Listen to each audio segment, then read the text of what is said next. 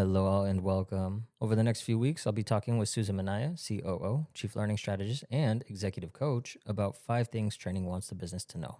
Stay tuned to learn more.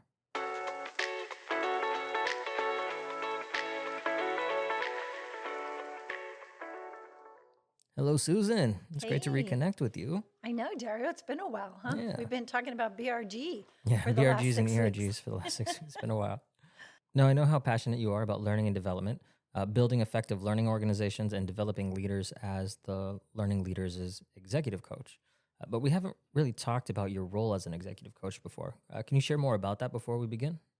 Oh, sure. Well, for those who follow me on social media, that as an executive coach, my focus is on learning leaders. So I choose this really because after 30 years in the learning and development space, as an award-winning learning leader myself, I've been in their shoes. There's a lot of experience and wisdom I can bring to my coaching engagements that I leverage in our coaching conversations through active inquiry to help them become more effective at leading the learning function personally and organizationally.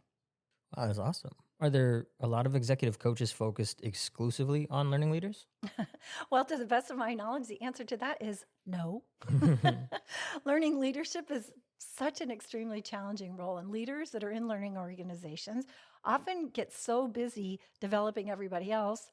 It's understandable that they forget to look around, to pause and say, hey, what about me? How am I doing? Am I effective? Do I need to get a little bit better at what I'm doing? Have things changed and the same old isn't working for what we need now? So, and I've been in their shoes and I understand that, and I've been in those challenges. And so it's just an area that I'm very passionate about because I love learning and development in general. And I'd like to help learning leaders everywhere be better at what they do.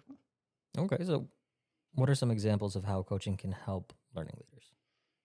Well, there's a lot of ways, but my coaching practice really focuses on 8 areas specifically where coaching can help them come to better awareness and decisions about their own leadership style and impact, for example, Okay. building organizational relationships and alliances, career coaching, strategic planning, communicating for impact and influence, which I love that topic a lot, and time and productivity management, which is a common challenge, Yeah. team effectiveness, and also succession planning. Now, I gotta say, that's quite amazing and very comprehensive. Yeah. Just knowing you, I can attest to your effectiveness in these areas with Minaya Learning clients in your role as COO and Chief Learning Strategist, especially when it comes to strategy. Thank you, Dario. So why was this podcast series on 5 things training wants the business to know so important for you to share? Well, I've always talked about it, I think, tongue in cheek, and we've discussed before about that I evolved into learning and development from the business side of an organization. I was a marketing director and executive for different organizations in the past before my learning and development career. So my mindset as a learning leader has always been from the lens of business rather than just specifically coming at everything from a training point of view. I've considered it a gift, and I think it's really a great asset to look at learning from a business lens. That's how we become effective. And it has been a huge differentiator for me in how I've been able to build relationships specifically with business clients that I was serving as a learning leader. In a recent post, maybe a couple weeks ago, I talked about the importance of vulnerability for learning leaders, if you recall, and being able to open up the dialogue with the business to find out what's working, what's not working, and what needs to change feels risky, but it's super critical, and it's a game changer for people to be able to just have that dialogue and open the conversation. It's how you build partnership with others. So I always lead with curiosity and have been the recipient of a lot of feedback myself in my 30 years of learning and development because I actually practice that. And so, so understanding about what training needs to do differently. So we have to be curious and have ears to hear.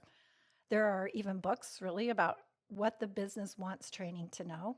You've heard about it, 5 things the business wants training to know. Well, so I thought I'd write my own version of that from the learning and development point of view. Because really, the business has ownership of training and development outcomes in partnership with training. And this is the message that I'm really trying to convey. It's not one-sided, I serve you, we serve each other. I thought I'd give a bit of sage advice to help the learning organizations out. So that was the impetus for this podcast series.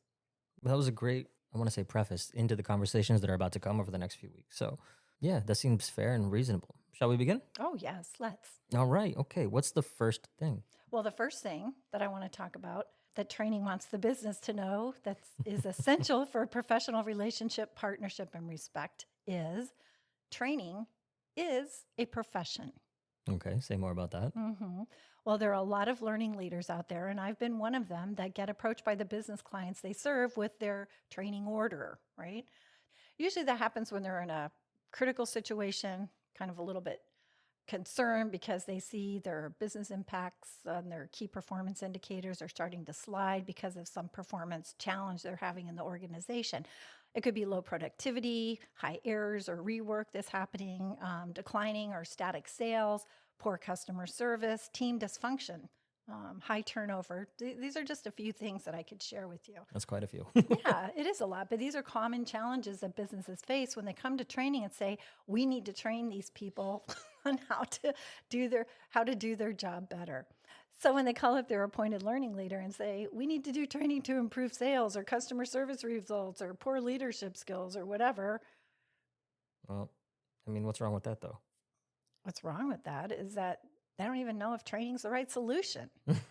Okay. The leader's asking the learning leader to go from ask to deliver. Essentially, it's like an order. We need training. Yeah. Build it. In this case, the business leader has a solution and is effectively telling the learning leader what to do. I already know what I want, give it to me. And so you can imagine if a learning leader went to a sales or operations executive and told them how to do their job, do this. Yeah. This is how learning leaders end up in a frenetic cycle of training churn that doesn't lead to improved performance outcomes. They get asked to build something, so they build it. And this is something that learning leaders struggle with a lot because depending on where the ask is coming from in the organization, it could be pretty intimidating that we have to just do this. So here's the first thing training wants the business to know. Training is a profession. We are trained in this work. The better business leader approach would be to approach from a place of curiosity from the business side. Approach the learning leader with, I'm having a problem with this that's impacting my business's results. And you know what? I'm not really sure how best to address that. Can you help me? Do you see the difference? No, yeah, I can definitely see the difference. I can see how a learning leader would feel disrespected by being told what to do rather than asked for their expertise. Exactly. Learning leaders have higher education degrees, rigorous industry certifications, and a performance consultative lens that really can effectively analyze the situation to then identify the best intervention to resolve the performance problem.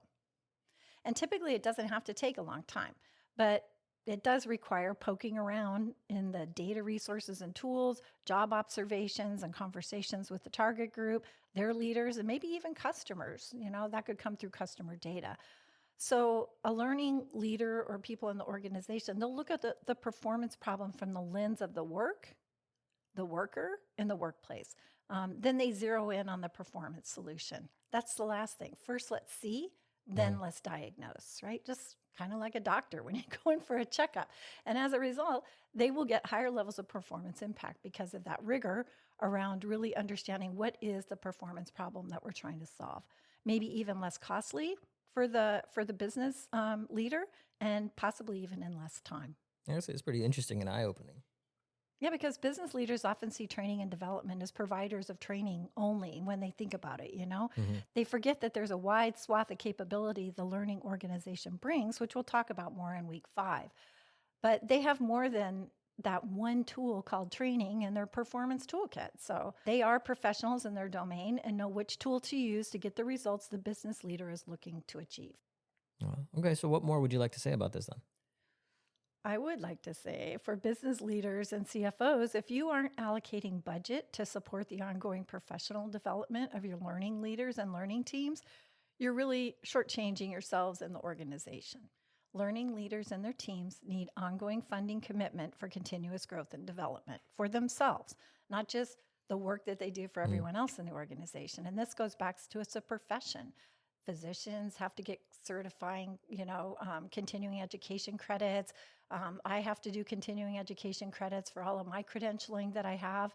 So it's essential to make sure that we're investing in our learning organizations' continuous growth and development, especially with the rate of technology changes in methodology for how we deliver training in distributed organizations right now, because everything's changing. Our generational preferences, just the way learning's served up, how we're doing it technologically, the different avenues that they can consume it. It's like it's a lot to keep up with, and you have to be at conferences, you have to be educated on things like AI. Who knows about AI? The more we have to go to classes and learn things about that, not just read them. We also have to engage with others and maybe even get some certifications in these things as well. So help them to be the ongoing professionals that you really need them to be for the better of your entire organization. Are you done? Yes. For this week. I'm just joking. This is very insightful, honestly, and I'm excited for the conversation to continue over the duration. I think you've already set the limit for 5 weeks, as we have 5 things to talk about. That's right. Which is nice, taking a week each to expand on each of these points, as opposed to just saying that one-liner sentence. So that's it. Okay, this has been really fun and insightful. I'm looking forward to the second thing training wants businesses to know next week. Until next time.